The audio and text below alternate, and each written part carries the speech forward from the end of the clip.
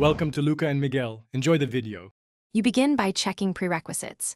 Make sure your phone model supports a depth-based lock screen effect and that depth data is available. Use a portrait mode photo or live photo so the system can separate subject from background.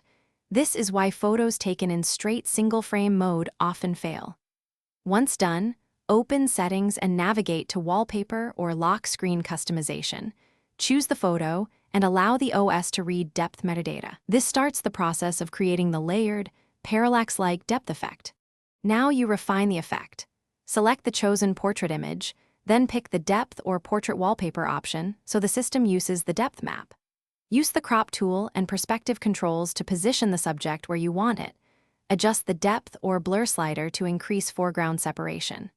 Make sure to preview on the lock screen and test in both always-on and normal sleep states because lighting and widgets change perceived depth. This detailed execution improves realism and prevents subject clipping.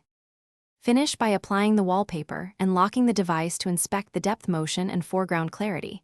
You should see parallax and subtle subject separation. If the effect looks flat, retake the photo with greater distance between subject and background or enable portrait mode features like depth smoothing. If depth metadata fails to apply, make sure the image format preserves depth, live photo or hike, and then restart the device or reset the wallpaper. This single troubleshooting step resolves most metadata loading issues. Thanks for watching and please subscribe. It's the best investment you'll ever make.